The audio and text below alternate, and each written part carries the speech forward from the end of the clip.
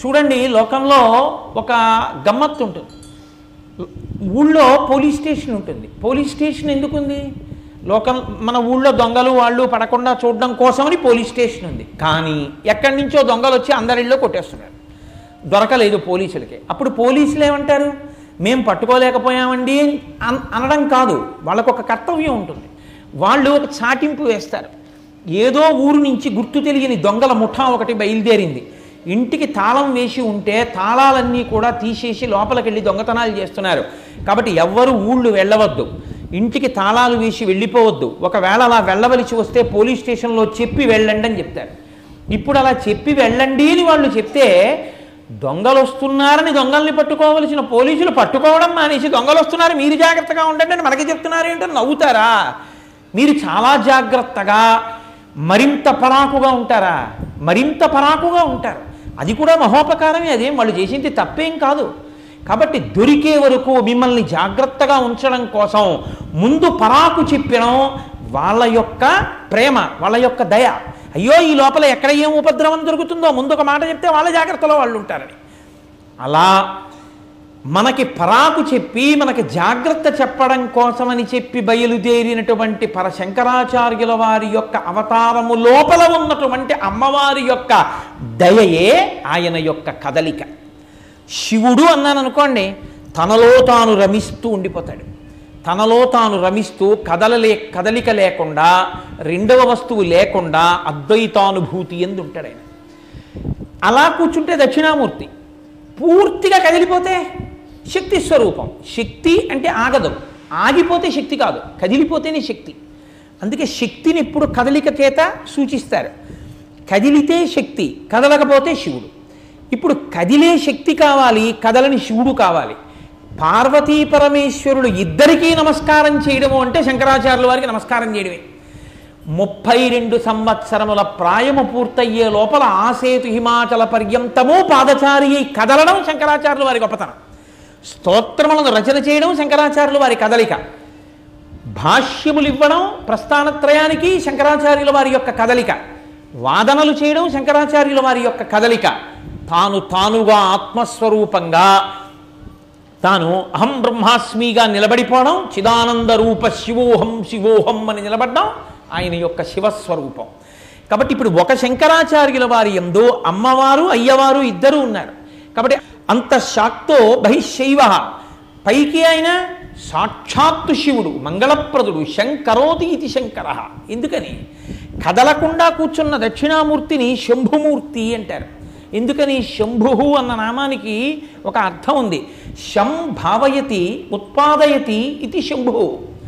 శం అంటే ఎక్కడ నుంచి సమస్తమైనటువంటి సుఖములు పుడతాయో, ఎక్కడ నుంచి ఉత్పత్తి అవుతాయో దాన్ని శంభు అంటారు. అంటే మీకు నేను తేలిగ్గా అర్థమయ్యేటట్టు చెప్పాలి అంటే, ఒక నది ఉందనుకోండి, దాని పుట్టుక స్థానం ఒకటి ఉంటుంది. గోదావరి నాసికాత్రయంబక్లో పుడుతుంది. పుట్టిన స్థానం గొప్పదే, కానీ గోదావరి అక్కడ పుట్టి ఉండిపోయింది. మీకేమైనా ఉపయోగం ఉందా? దీన్ని తూర్పుగోదావరిని, పక్కన ఉన్నదాన్ని పశ్చిమ గోదావరిని అని అంటారా? ఏమనరు. అక్కడ పుట్టింది అక్కడే ఉంటే ప్రయోజనం ఏం లేదు. అక్కడ పుట్టింది అంతటా ప్రవహిస్తే సుఖకారకమైంది, మీకు సుఖమును అందించింది, మీ అందరినీ సంతోషపెట్టింది, మనందరినీ సంతోషపెట్టింది. శంభుమూర్తిగా ఉంటే శంభావయతి ఉత్పాదయతి, సుఖమునకు స్థానమై ఉంటాడు ఆయన. ఆయనే అందరి దగ్గరికి వచ్చి అందిస్తే, అక్కడ పుట్టిన గోదావరి రాజమండ్రి వచ్చి, కాలవల ఈ సామర్లకోట వచ్చి, కాకినాడ వచ్చి, తాగే మంచినీళ్ళై, పొలాలకి పంట నీరై ఇన్నిటిగా మారిపోయింది అనుకోండి. అక్కడ ఉన్న గోదావరి ఇప్పుడు ఇంతమందికి అన్నం పెడుతోంది, నీళ్ళు ఇస్తోంది. ఎప్పుడు? కదిలితే, కదిలి ప్రవహిస్తే. పుట్టుక అక్కడ శంభువు, కదిలి ప్రవహించి దేశమంతా తిరిగి వైదిక మతాన్ని నిలబెట్టి మళ్ళీ అందరికీ ప్రబోధం చేసి, ఆయనే అన్ని చోట్లకి వచ్చి, ఆయనే తపస్సు చేసి, ఆయనే ఇంటింటికి వచ్చి, ఆయనే ప్రతి ఊరు వచ్చి, ఆయనే దేవాలయాలకి పునఃప్రతిష్ఠ చేసి, ఆయనే చక్రాలు వేసి, ఆయనే దేవతల యొక్క తేజస్సు తగ్గించి, ఆయనే అందరికీ అంత మర్యాద నేర్పితే శంకర. శం కరోతి ఇది శంకర. ఇప్పుడు ఆ శం భావయతి ఉత్పాదయతి అక్కడ పుట్టింది, ఇప్పుడు కరోతి అందించింది. అక్కడ పుట్టింది గోదావరి, ఇక్కడ ప్రవహించి అందరికీ అందింది గోదావరి. పుట్టినది గోదావరి అయితే శంభుమూర్తి, ప్రవహించి మనకు అందిందైతే శంకరాచార్యుల వారు. కాబట్టి అక్కడ శంభు, ఇక్కడ శంకర, అందుకని ఆ నామం కూడా అలాగే వచ్చింది. కాబట్టి మహానుభావుడు సన్యాసాశ్రమ స్వీకారం చేస్తే తాను దేశమంతటా పర్యటన చేసి వైదిక మతాన్ని నిలబెట్టగలను అని చాలా చిన్న వయస్సులో 8వ ఏటనే సన్యాసాశ్రమ స్వీకారం చేసి లోకమంతటా పర్యటించారు. పర్యటించి మనకందరికీ కూడా మళ్ళీ ఎన్నో ప్రకరణ గ్రంథాలు, స్తోత్రాలు అందించి వైదిక మతము యొక్క ప్రమాణమును నిలబెట్టారు. అలా శంకర భగవత్పాదుల యొక్క అవతారం రావడం మనందరికీ ఎంతో సంతోషకారణం. ఎందుచేత అంటే అలా శంకరాచార్య స్వామి వారి యొక్క అవతారమే వచ్చి ఉండకపోతే కారణం ఏమిటో తెలుసా అండి? మీరు ఒక పెద్ద విషయాన్ని పరిశీలనం చెయ్యాలి. శంకరాచార్య స్వామి వారికి ఏ రాజుల ప్రాపకము లేదు. శంకరాచార్యుల వారి జీవితాన్ని మీరు పరిశీలించండి. ఆయన ఏ రాజుగారి అనుగ్రహానికి ఆయన వెంపర్లాడలేదు. నేను ఫలానా రాజుగారి చేయూతతో ప్రచారం చేస్తానని ఆయన చెప్పుకోలేదు. శంకరాచార్యుల వారి ముందున్న పరిస్థితి వేద ప్రమాణము నిలబడిన పరిస్థితి కాదు. చాలా క్లిష్టమైన స్థితిలో శంకరాచార్యులు వారు వచ్చారు. శంకరాచార్యుల వారు వెళ్ళిపోయేటప్పటికి, అవతార పరిసమాప్తి చేసేటప్పటికి శంకరాచార్య స్వామి వారి అద్వైత సిద్ధాంతాన్ని అంగీకరించి నిలబడిన వారు తప్ప వేరొకటి నమ్మి నిలబడిన వారు అన్న వారికి కళ్ళేరు. అందరూ శంకరాచార్య స్వామి వారి యొక్క అనుగ్రహాన్ని పొందిన వాళ్ళే, అందరూ శంకరాచార్యుల వారి మార్గంలో వెళ్ళిన వాళ్ళే. మీరు గమనించండి జాగ్రత్తగా. అద్వైత సంప్రదాయం శంకరాచార్యుల వారు తీసుకొస్తే తర్వాత కొన్ని సంప్రదాయాలు వచ్చాయి. వచ్చిన అందులోకి కొంతమంది వెళ్ళారేమో. శంకరాచార్యుల వారి కాలంలో అందరూ వెళ్ళిపోవడం మాత్రం జరగలేదు. అది ఒక్క శంకరులకే చెల్లి. ఒక్క శంకరుల కాలంలోనే అందరూ శంకరాచార్య స్వామి మార్గంలోనే నిలబడ్డారు అద్వైత సంప్రదాయంలో. అందుకే శంకరులు ఒకచోట ఉండి ఒకచోట లేనివారు కారు. ఆయన కంచి కామాక్షి దేవాలయంలో ఎంత కనపడతారో కంచి వరదరాజస్వామి ఆలయంలో కూడా అందుకే అంతా కనపడతారు. మీరు ఇప్పటికీ కంచి వరదరాజస్వామి ఆలయంలో పేరుందేవి అమ్మవారు అంటారు. పేరుందేవి అమ్మవారి దేవాలయాల్లోకి ఎడుతుంటే స్తంభం మీద శంకర భగవత్పాదులు వ్యాసాచార్యుల వారికి నమస్కారం చేస్తుంటే వ్యాసుడు శంకరుల్ని లేవనెత్తి అద్వైతం సత్యం, అద్వైతం సత్యం, అద్వైతం సత్యం అని చెప్తున్నటువంటి మూర్తి ఉంటుంది అక్కడ స్తంభం మీద. శంకరులు శంకరోతీతి శంకర, మహానుభావుడు లోకమునకు సుఖాన్ని అందించినటువంటి వాడు. వేద ప్రమాణాన్ని, వైదికమైన మార్గాన్ని అందించినటువంటి మహోత్కృష్టమైనటువంటి స్వరూపం శంకర భగవత్పాదులు. అటువంటి శంకర భగవత్పాదులు రావడానికి ముందు గురు పరంపర అని ఒకటి చెప్తాం. లోకానికి అసలు ఒక సన్మార్గమును నేర్పాలి అంటే అధ్యాశ్రమి అని ఒక మాట ఉంటుంది సనాతన ధర్మంలో. అధ్యాశ్రమి అన్న మాటకు అర్థం ఆయన ఒక గురువు దగ్గర శిష్యుడిగా ఉండడు. ఆయన గురువుగారి దగ్గర నేర్చుకున్నాను అని చెప్పడానికి ఏం ఉండదు. అంత మాత్రం చేత ఆయన ఆత్మజ్ఞానం పొందనివాడు అని చెప్పడానికి ఉండదు. ఆయన ఇలా ఆచరిస్తాడు అని చెప్పడానికి ఆచరణ ఏమీ ఉండదు. మీరు ఆయన ఆచరించినట్లు మీరు ఆచరించలేరు. మీరు ఆచరించే ప్రయత్నం చేస్తే మీ ఉన్న మార్గంలోంచి మీరు కింద పడిపోతారు. అది అధ్యాశ్రమి అంటారు. దత్తాత్రేయ స్వామి వారు ఉన్నారనుకోండి, దత్తాత్రేయ స్వామి వారికి గురువుగారు ఉండరు. శుకబ్రహ్మ ఉన్నారనుకోండి, శుకబ్రహ్మ పుట్టుకతోటే అసలు ఆయనకి వ్యాసుడు ఏదో నేర్పాడని చెప్పడానికి ఏం లేదు. పుట్టగానే పరిగెత్తలేడు కాబట్టి ఆయనకి 5 ఏళ్ల వయస్సు వచ్చి ఉపనయనం చేయకముందే ఆయన బ్రహ్మజ్ఞాని అయ్యి ఇల్లు విడిచిపెట్టి అరణ్యాలు పట్టుకుని వెళ్ళిపోయారు. ఎంత వెళ్ళిపోయారంటే ఆయన అసలు శుకబ్రహ్మ బట్టలు కట్టుకుని కూర్చుని ఉన్నట్టు మీరు ఎప్పుడైనా ఎక్కడైనా మూర్తిని చూశారా? శుకబ్రహ్మ బట్ట కట్టుకోరు. శుకబ్రహ్మ ఒంటి మీద బట్ట ఉండదు. ఎందుకంటే ఆయనకి అసలు లింగభేదం మనసులోకి ఎక్కదు. ఆయనకి స్త్రీ పురుష విచక్షణ లేదు. ఎందుకు లేదు అంటే ఆయన అసలు ఆ భావన ఆయనకి లేదు, ఆయనకి ఆ మనసు లేదు. ఆయన ఎప్పుడు బ్రాహ్మీమయమూర్తి అయి ఉంటారు పుట్టిన దగ్గర నుంచి. అంతే. శుకబ్రహ్మ పుట్టుక నుంచి మహానుభావుడు, అంతటి వైరాగ్యం కలిగిన వాడు, అంతటి బ్రహ్మజ్ఞానం కలిగిన వాడు. పరమేశ్వరుడు అపూర్వ సృష్టి, కొంతమంది మహాపురుషులను అలా సృష్టించాడు.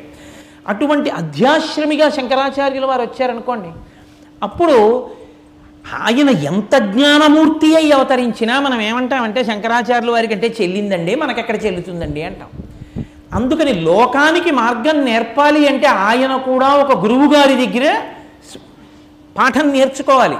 నేను కూడా ఒక గురువు గారికి శిష్యుణ్ణి అని చెప్పుకోవాలి. తాను ఒక గురువు గారికి శిష్యుణ్ణి అని చెప్పుకోవాలి అంటే అంత గొప్ప గురు పరంపర ఒకటి ఉండాలి. ఆ గురు పరంపరలో శంకరాచార్యుల వారు వచ్చి చేరాలి. చిత్రం ఏంటంటే చూడండి, మనం వంశము అని ఒక మాట ఉంటుంది. ఆ వ్యక్తి ఉన్నాడా లేడా అన్న దాంతో సంబంధం ఉండదు. ఏదో నేను నా కూతుర్ని కన్యాదానం చేస్తున్నాను అనుకోండి, చేసేటప్పుడు మా నాన్నగారు ఉన్నారా లేరా శరీరంతో అన్నదాంతో సంబంధం ఏమి ఉండదు. నా కూతుర్ని కన్యాదానం చేసేటప్పుడు 3 తరాలు చెప్తాం. ప్రపౌత్రి, పౌత్రి, పుత్రి. నాకు కూతురు, మా నాన్నగారి మనవరాలు, మా తాతగారికి ముని మనవరాలు, ఆమెని కన్యాదానం చేస్తున్నాను అని చెప్తాం. వాళ్ళు ఈ లోకంలో ఉన్నారా? ఇప్పుడు లేరు. లేకపోయినా ఇవాళ నేను కన్యాదానం చేసేటప్పుడు ఆ సంప్రదాయమునకు కట్టుబడి ఉన్నాను కాబట్టి వాళ్ళని కూడా నేను స్మరిస్తాను, తరిస్తారు అని. అలా వంశము కొనసాగుతూ ఉండాలి అని కోరుకుంటాం. వంశం ఆగిపోవాలని కోరుకోరు, వంశం నడవాలి అని కోరుకుంటారు. ముత్తాత, తాత, తండ్రి, కొడుకు, మనవడు, ముని మనవడు అలా నడుస్తూనే ఉండాలి. మరి గురు పరంపర యందు కూడా గురువుగారి కొడుకు గురువుగారు అవుతాడా? నమస్కారమునకు యోగ్యత మాత్రం గురువుతో సమానము అంది శాస్త్రం. గురువుగారి కొడుకు ఇద్దరు వస్తే గురువుగారు ఎంత నమస్కార యోగ్యుడో గురువుగారి కొడుకు కూడా అంతే నమస్కార యోగ్యుడు. ఆత్మావై పుత్రనామాసి, గురువుగారి కొడుకుగా లోకంలో తిరుగుతాడు కాబట్టి అంది శాస్త్రం. అందుకు కదా అశ్వత్థామ పట్ల అంత గౌరవంగా మాట్లాడింది ద్రౌపది. అంత చెయ్యకూడని దుష్కృత్యం చేసి ఉపపాండవుల్ని చంపినా ఆవిడ మహాభారతంలో, భాగవతంలో అంత రోధించింది. గురువుతో సమానమయ్యా. ఆ తల్లి, ఆ అశ్వత్థామ తల్లి ఎక్కడ ఏడుస్తోందో పాపం, ఆవిడ గురుపుత్రుడు విడిచిపెట్టేసేయండి. అలా గురువుగారి పుత్రుడు నమస్కారానికి గురువుగారు అవుతాడేమో కానీ గురువుగారి కొడుకు గురువుగారి పీఠం మీద కూర్చోవడానికి యోగ్యత పొంది ఉంటాడని చెప్పడం కుదరదు. అందుకే లోకంలో వంశమునందు ఆస్తి ఆ వంశంలో వాళ్ళు పంచుకుంటారు. నేను సంపాదించింది ఏమైనా మిగిలిపోతే నా శరీరం పడిపోయేటప్పటికీ నా కొడుకు తీసుకుంటాడు. అలా వంశంలో కడుపున పుట్టిన బిడ్డలు తీసుకుంటారు. గురువుగారి ఆస్తి మాత్రం ఒక్క కడుపున పుట్టిన బిడ్డలకి చెల్లదు. గురువుగారి ఆస్తి ఎవరికి చెందుతుందంటే గురువుగారిని అత్యంత శ్రద్ధతో అనువర్తించిన శిష్యులు ఎవరున్నారో వారికి చెందుతుంది. నా కడుపున పుట్టిన కొడుకు ఉండొచ్చు, కానీ వాడు నా దగ్గర అంత శ్రద్ధతో వినకపోవచ్చు. నేను అంటే ఒక ఉదాహరణకి చెప్తున్నాను. కానీ గురువుగారిని నమ్ముకున్న శిష్యుడు ఒకడు గురువుగారిని అంత ఉపాసన చేశాడు. గురువుగారి నోట మాట వస్తే ఎక్కడ దొల్లి గాలిలోకి వెళ్ళిపోతుందో అని పట్టుకుని దాన్ని అనుష్ఠించాడు. ఇప్పుడు గురువుగారి సంపద అంతా ఎవరిదంటే ఆ శిష్యుడిది. ఆయనకి వెళ్ళిపోతుంది ఆ సంపద. అందుకే గురువు త్యాగి. తనది తనకే ఉండాలి, తన వాళ్ళకే ఉండాలని కోరుకోడు, అందరికీ అందాలని కోరుకుంటాడు. కాబట్టి గురు పరంపరలో గురువుగారి కొడుకు గురువుగారు అవడం. మరి ఎలా గురువు అవుతారు అంటే అది ఈశ్వర నిర్ణయం. ఈశ్వర నిర్ణయాన్ని బట్టి గురు పదవి యందు నిలబెడతాడు పరమేశ్వరుడు. మీ అభిప్రాయాలను, సూచనలను మాకు తెలియజేయాల్సిన చిరునామా భక్తి TV, care of Rachana television private limited, road number 92, Jubilee hills, Hyderabad 5,96,000. మా ఇమెయిల్ ఐడి bhaktihyd@gmail.com. మా వెబ్సైట్ www.bhaktitv.org. Phone number 901012222333.